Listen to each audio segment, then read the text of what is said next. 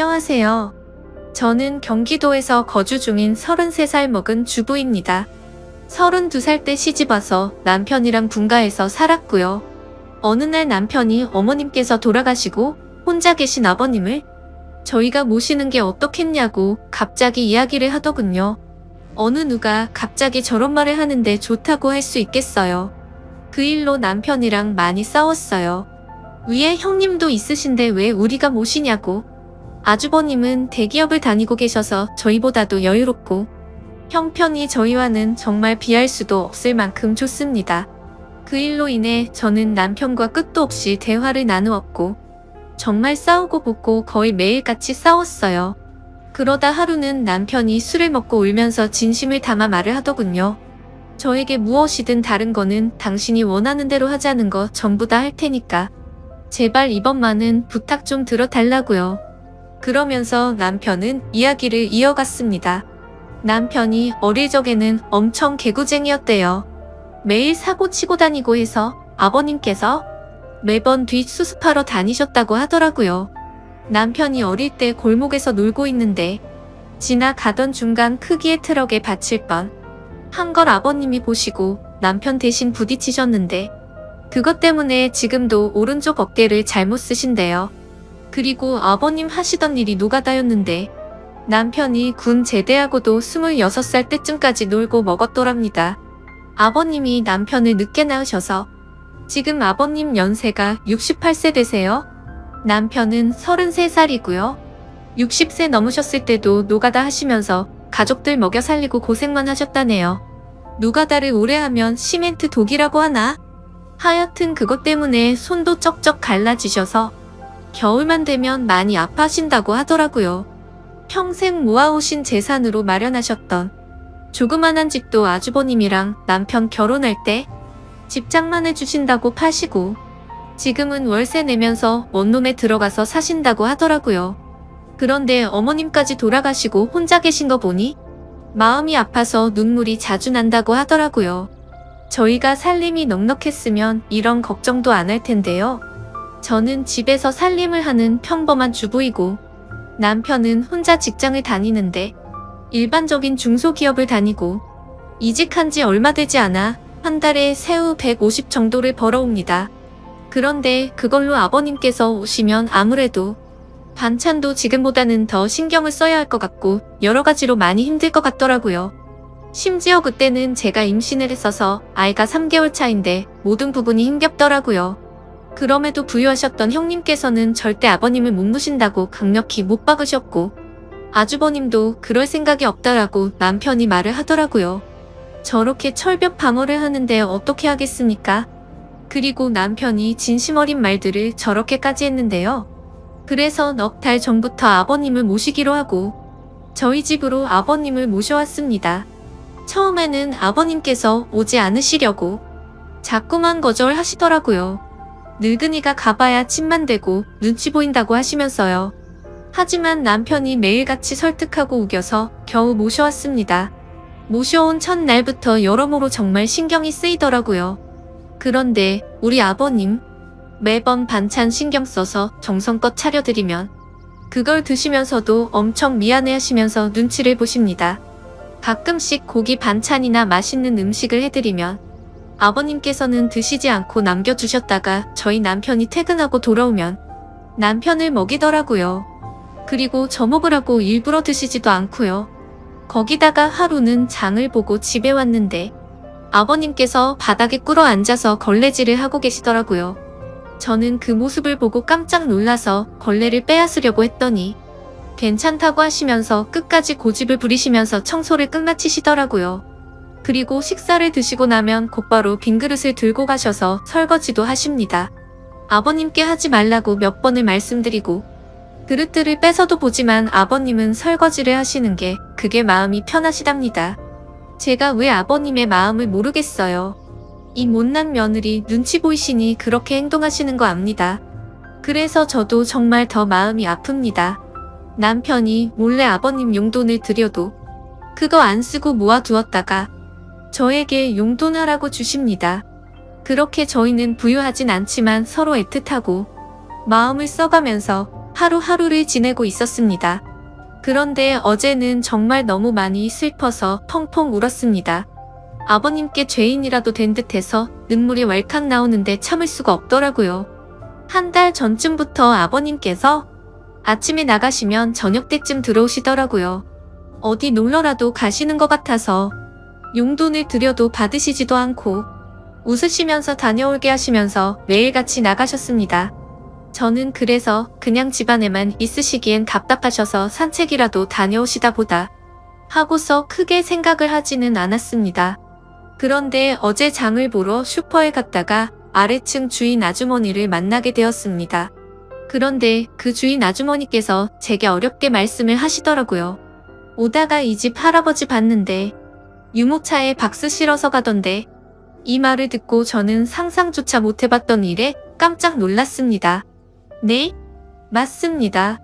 아버님 아들집에 살면서 돈 한 푼 못 버시는 게 마음에 걸리셨는지 불편한 몸이 끄시고 하루하루 그렇게 박스 주우시면서 돈을 버셨더라고요. 저는 그 이야기를 듣고 장을 보다 말고 밖으로 뛰쳐나갔습니다. 아버님 찾으려고 이리저리 돌아다녀도 안 보이시더라고요. 너무 죄송하고 가슴이 아파서 집에 들어와서 정말 한없이 엉엉 울었습니다. 한참을 울고 나서 남편에게 전화해 오늘의 상황을 말하니 남편도 아무 말이 없더군요. 한참의 정적이 흐르고 남편은 일찍 들어간다고 말하고 그렇게 통화를 끊었고 남편은 저녁 5시 조금 넘어서 평소보다 일찍 퇴근하고 들어왔습니다. 남편도 마음이 정말 안 좋은지 표정도 너무 어두웠고 집에 들어오자마자 가방만 내려두고 아버님을 찾으러 나간다고 하곤 바로 집 밖으로 나갔습니다. 제가 정말 바보였고 한심한 며느리였습니다. 그렇게 매일같이 나가셨는데 관심을 가지고 진작 이 사실을 알았어야 했는데 말이죠. 며칠 전부터 아버님께서 저 먹으라고 봉지에 들려주시던 과일과 과자들을 받으면서도 아버님께서 사오신 것인지 일을 해서 사온 것인가라는 생각도 못했다니 정말 한심스럽습니다. 못난 며느리 눈치 안 보셔도 되는데 그게 불편하셨던지 아들 집 오셔서도 편하게 지내지도 못하시고 매일같이 눈치만 보시다 불편하신 몸이 끌고 그렇게 일을 하고 계셨다니 친정에 저희 아빠도 고생만 하시다가 돌아가셨는데 돌아가신 아빠 생각도 나고 해서 그렇게 저는 또 다시 한참을 펑펑 울었습니다. 그날따라 아버님 웃으실 때 얼굴에 깊게 패인 많은 주름들과 평생 고생을 하셔서 손목에서 갈라진 피부가 자꾸 눈앞에 아른거리고 생각나면서 너무나도 죄송한 마음에 남편이 아버님이랑 들어올 때까지 울고 있었습니다. 남편이 아버님을 찾아 나가고 1시간 정도 좀 넘어서 남편이 아버님을 모시고 집으로 들어오더라고요. 아버님 들어오시면서도 제 눈치를 보시면서 뒤에 끌고 오던 유모차를 숨기시는 모습이 왜 그리 마음이 아플까요? 오히려 죄송해야 할 건 저인데요. 아버님께서 미안해하는 듯한 그런 모습이 가슴에 남아서 지금도 이 글을 적는데도 마음이 너무 아픕니다. 저는 아버님의 모습을 보자마자 아버님께 달려가서 죄송하다며 손을 꼭 붙잡고서 또 펑펑 울었습니다. 그러자 아버님께서는 매일 나 때문에 밥 차리느라 고생도 많고 편하게 있지 못하게 해서 내가 정말 미안하다면서 제 얼굴을 보면서 손을 꼭 붙잡아 주시면서 말씀하시는데 저는 눈물이 멈추지 않았습니다. 저는 그날 아버님의 손을 처음으로 만져봤습니다. 평생을 고생하시면서 지내온 아버님의 손, 심하게 갈라지신 손등과 굳은 살 베인 손에 마음이 너무 아팠어요. 방 안에 모시고 나서도 죄송하다며 그렇게 펑펑 울었습니다. 아버님 식사 챙겨 드리려고 부엌에 와서도 요리를 하고 있는데도 왜 그리 눈물이 그치지가 않던지 남편은 아버님께 다시는 그런 일 하시지 말라고 말했고 앞으로는 제가 더 열심히 일해서 벌면 되니까 그런 일 하시지 말라고 아버님께 확답을 받아냈습니다. 그렇게 이야기를 끝마치고서 3명이 오순도순 모여서 함께 저녁을 먹었습니다. 밥을 먹는데도 아버님 손을 보면서 자꾸 가슴이 아프더라고요. 오늘은 어제 일도 있고 해서 남편이 연차를 내서 쉬는 날이었고 저는 아버님 모시고 시내 나가자고 남편에게 얘기를 했습니다. 그렇게 저희는 다 같이 시내에 나갔고 날이 좀 쌀쌀해져서 아버님 잠바 하나랑 신발을 샀습니다. 한사코 괜찮다고 하시던 아버님께 제가 말씀을 드렸습니다. 자꾸 그러시면 제가 아버님 눈치 보여서 힘들어요. 이렇게 말씀드렸더니 아버님께서는 고맙다고 하시면서 받으시더라고요. 그리고 집에 아버님 심심하실까봐 케이블 TV도 신청했습니다. 아버님께서 스포츠를 좋아하시는데 오늘 야구 방송이랑 낚시 방송 보시면서 너무 즐거워 보이시더라고요. 조용히 다가가서 아버님 어깨를 만져드리는데 보기보다 정말 왜소하시더라고요. 제가 꽉 잡아도 부서질 것만 같은 그런 아버님의 어깨. 지금까지 고생만 하시고 자식들 뒷바라지 하시느라 평생 헌신하시면서 살아오셨던 아버님의 그런 발자취들이 느껴지면서 저는 또 마음이 아파왔네요. 남편한테 말했어요. 저 평생 아버님 정말 친아버지처럼 생각하고 모신다고요. 비록 지금은 아버님께서 불편해 하시지만 언젠가는 친딸처럼 생각하시면서 대해주실 때까지 정말 잘할 거라고요. 마지막으로 아버님, 앞으로는 제 눈치 안 보셔도 돼요. 제가 그렇게 나쁜 며느리 아니잖아요. 아버님의 힘드신 희생이 없으셨다면 지금의 남편도 없잖아요. 그랬다면 지금의 저와 뱃속에 사랑스러운 손자도 없을 거예요. 저 아버님 싫어하지 않고 정말 사랑해요, 아버님. 그러니 항상 건강하시고 오래오래 사셔야 돼요. 그리고 2번 다시 그렇게 일 안 하셔도 돼요. 저 허리띠 쫄라매고 알뜰하게 살게요. 다음 사연입니다. 안녕하세요. 저는 평범하게 직장을 다니고 있는 22살 여자입니다. 저와 남자친구는 장거리 연애를 하고 있고요. 일하느라 일주일에 딱 1번 쉬고 만나고 있습니다. 그날마다 남자친구와 서로 지역을 오가면서 만나고 있고요. 그래서 이번 주에는 제가 남자친구가 있는 곳으로 갔습니다. 남자친구와 더 오래 있고 싶은 마음에 쉬는 날 전날이면 저는 항상 일이 끝나고 그 저녁에 버스를 타고서 남자친구네 동네를 갑니다. 남자친구가 절 혼자 두기 불안하다고 찜질방에서 자도 되는데도 불구하고 일부러 돈을 더 들여서 남자친구의 집에서 제일 가까운 숙박업소에서 저를 재우고 남자친구는 외박이 어려운 처지라 자신의 집으로 갑니다. 결론적으로 저는 혼자 그곳에서 항상 잠을 잡니다. 요번 주에는 가서 남자친구와 오랜만에 치킨과 맥주를 먹었는데 그날따라 맥주가 술술 들어가더니 나중에 정신을 차려보니 술에 좀 취해 있는 상황이었습니다.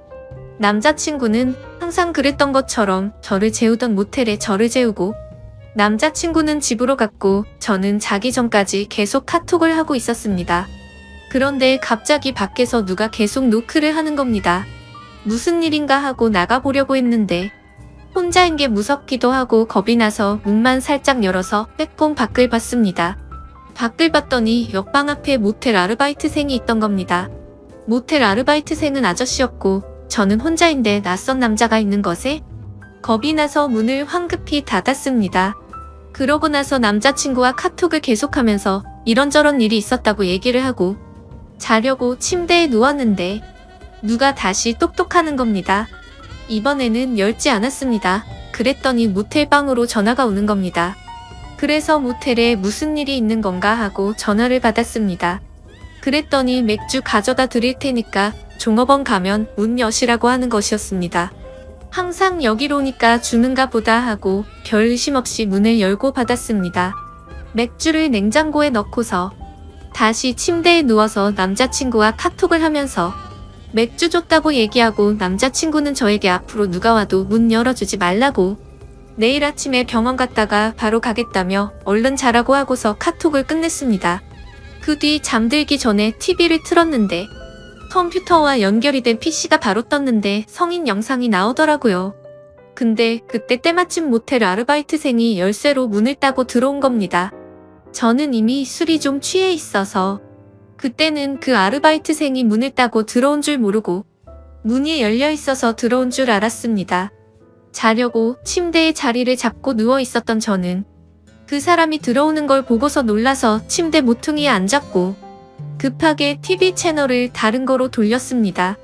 문제는 그때 술에 많이 취해 있어서 기억이 중간에 몇 부분이 나지는 않지만 왜곡되어서 기억되지는 않았습니다. 저는 채널을 돌리고서 무슨 일이시냐고 했고 그 사람의 대답은 기억이 제대로 나지를 않습니다. 그 사람이 아마 필요한 거 없느냐는 식으로 했던 것 같습니다. 저는 그 사람에게 나가시라고 계속 말했습니다. 그러고서 그 사람은 저에게 그냥 보시던 거 보세요. 이러면서 제가 들고 있던 리모컨을 빼앗고서 채널을 다시 돌리는 것이었습니다. 너무 겁나서 계속 제발 가시라고 계속 그랬더니 침대 모퉁이에 앉아있던 저를 눕히려고 제 다리를 만지는 것이었습니다. 저는 순간 겁에 질려서 그 사람의 팔을 치고 남자친구 곧 올 거라고 그랬습니다. 그랬더니 그때야 가더군요. 제가 술에 취해서 기억을 못할 거라고 생각했나 봅니다. 그러고서는 겁에 질려서 모텔 방 밖에 조그마한 소리만 들려도 놀라고 식은땀 나고 잠도 계속 못 들고 다급하게 남자친구에게 카톡하고 전화했는데 남자친구가 배터리 가는 걸 잊어서 휴대전화기가 꺼져 있는 것이었습니다. 그래서 저는 너무 무서워서 그 방에서 나서지를 못했고 뜬 눈으로 계속 밤을 새우다가 아침 10시쯤에 잠이 들었습니다. 남자친구는 아침에 제 연락을 보자마자 급하게 모텔로 달려왔고 제가 자는 사이에 계산대에 가서 CCTV를 보고 아르바이트생에게 따졌지만 저에게 그랬던 아르바이트생 아저씨는 교대 근무가 끝나서 집에 간 상태였고 그 일이 새벽 6시 20분쯤에 끝난 일인데 CCTV는 메모리 문제로 6시 30분부터 녹화가 새로 되고 있었습니다. 주인은 없는 상황이었고 낮에 일하던 아르바이트생은 아무것도 모르는 상황이었던 거죠. 그래서 그 아르바이트생은 그 알바 아저씨를 불러냈습니다. 저는 무서워서 나가지를 못하였고 남자친구 혼자서 아저씨에게 가서 얘기했습니다.